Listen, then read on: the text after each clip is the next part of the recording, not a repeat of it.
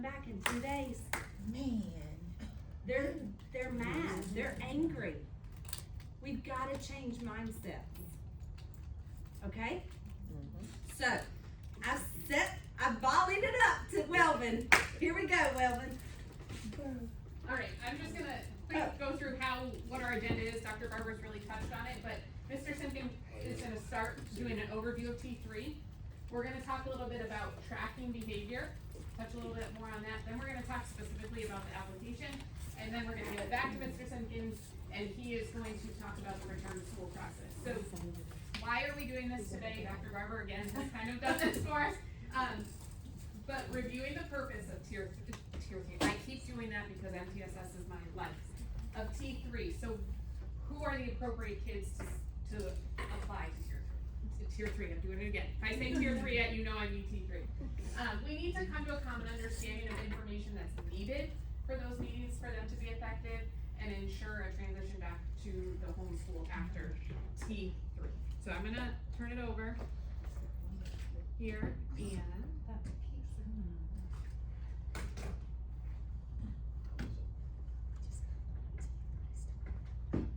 while she's doing that, isn't there something y'all want to tell Mr. Simpkins? Thank you. Thank you for testing our T3 kids. Thank you. And thank you for testing them too. Maybe Oh, that's yeah, what she yeah. wanted us to Yeah, say. that's Oh, that's what she wanted us to say. Thank you for testing them for us.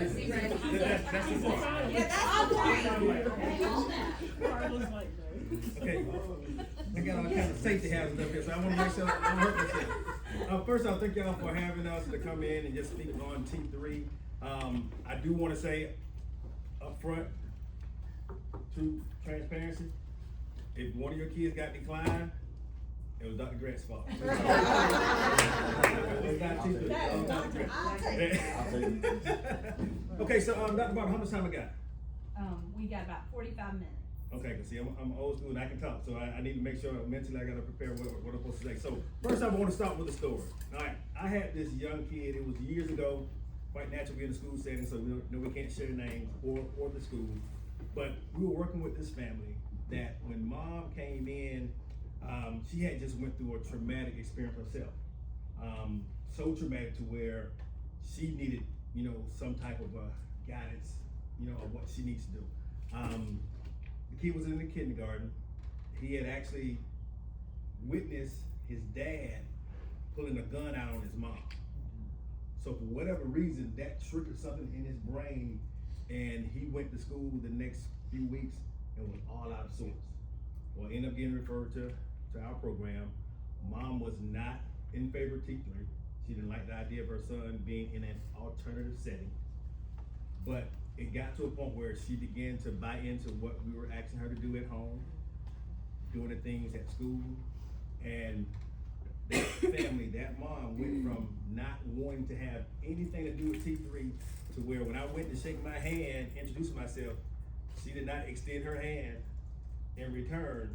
She was that to a point where she had no desire to want to even connect with us, to a point now where this mom calls me every single time this young man does something special in school, right?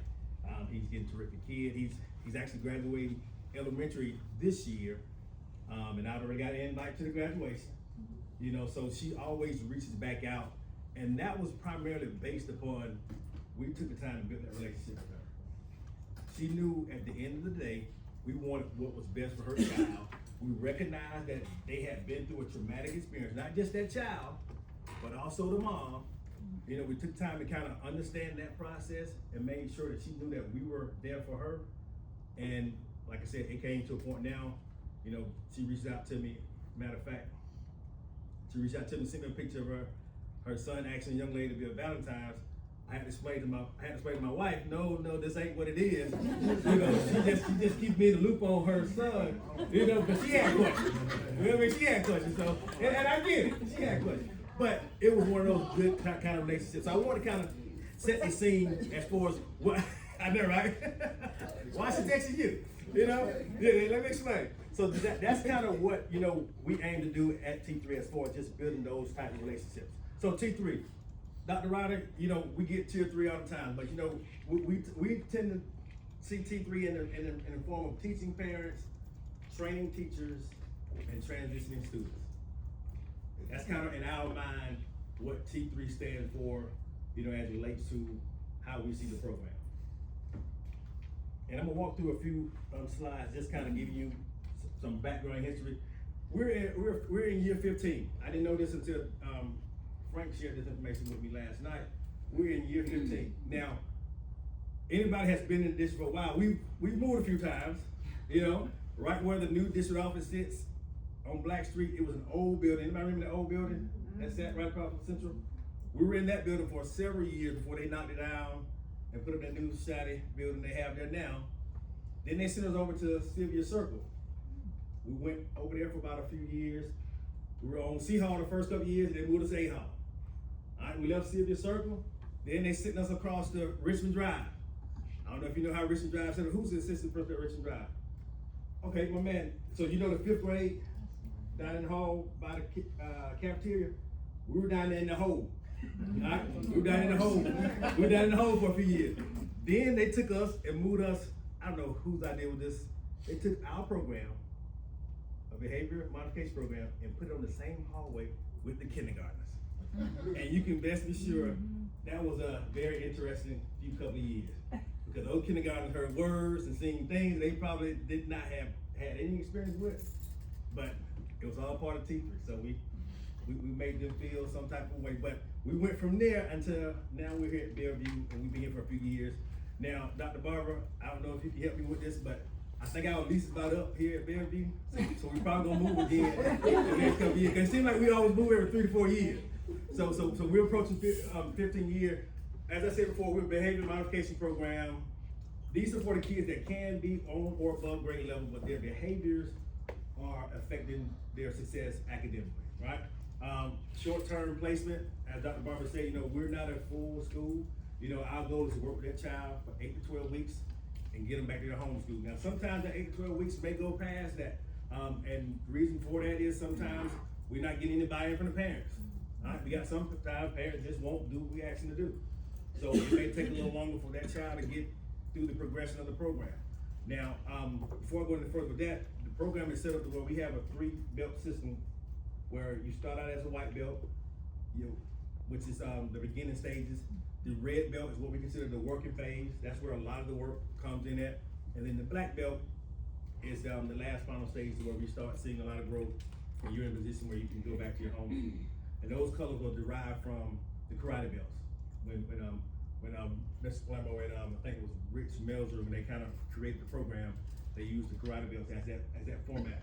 So again, short-term placement, it could go past those 12 weeks if the parents are not participating and or if we're trying medication. Now, quite naturally, that's the absolute last resort when it comes down to working with kids, but there are times in which we have to recommend that they go see a physician.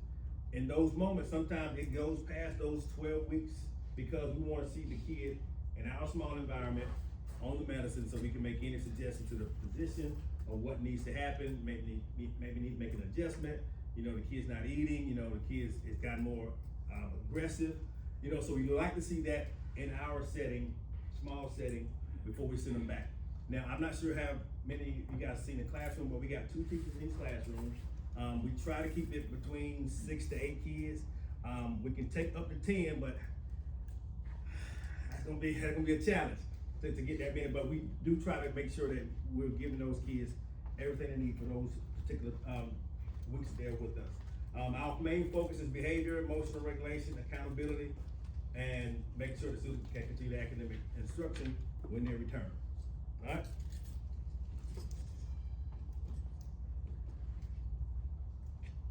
And I want to speak on what Dr. Barber said earlier about, you know, not being a bad school, because that's how, you know, we kind of communicated with parents. You know, we make sure the parents understand, you know, this program has been in existence for the ones that need a different placement, you know, a smaller environment.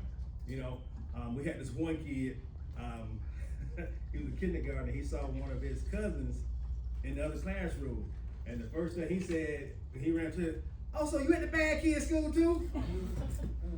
And we had to kind of reteach his mindset, you know, no man, this is not the bad kid school. Oftentimes they get that kind of connotation, but we're here to work on things, and a lot of times, just like anything else, you need a smaller classroom setting in order to be able to work on and hone in on some of those things. Alright, so why T3 exists?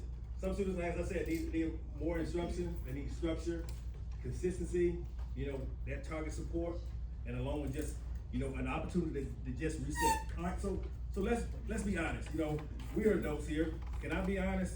There are times in which when a kid gets on our nerve, right? And that gets to a point where it drives us, you know, to frustration. I got 2 boys, you know, I got my oldest one, he gonna try me one day. I know he's gonna try me one day, but I'm gonna be ready for him, Dr. Grant, cause I work out, I run, I'm waiting for that day. But, you know, there's frustration that comes with that. We know when these kids come to us, there's been some frustration that has been accumulating, right? So what we try to do is we try to make sure we go back and rebuild all of their confidence, because we know that they're coming from a school that had, not necessarily saying that they've grown frustrated with their behaviors, but there's a lot that they've done in order to get to our program. You know, there's a lot that has had to take place in order for them to get to T3. So some of the things that we do, daily behavior tracking, we do that through our point system. We usually utilize the 4 goals that we kind of create from the school's application along with what we see in our classroom setting. The counseling support, you know, I'll do group sessions with them, but if we feel that they need a higher level of therapy, then we'll, you know, touch base with other counseling resources, get them out. Parent support, they have to meet with me at least once a week. You know, when we were in COVID, you know, that was a very challenging time, but you know, sometimes we can do it over the phone, sometimes we can do Zoom, but oftentimes we like for the parent to come in and kind of physically sit and talk with us and go over some things. And usually those meetings, they're not long at all. We're typically talking about the things that they've done that current week, things that we want to see them improve the following week, and if there's any issues that they may be dealing with at home. Because sometimes they do bring some of those things to our attention, and we'll kind of address those things with the child. Skill building and self-discipline, conflict management. Again, we'll try to make sure everything is individualized as it relates to their intervention, because we realize that every child is different. And we make sure it's a positive behavior model built on clear, consistent expectations based on what they can utilize when they leave us, headed back to their home school. So our ultimate goal is not just improvement, we want to have that sustained success, you know, when it come down to them returning. Now, sometimes that goes as planned, sometimes it doesn't.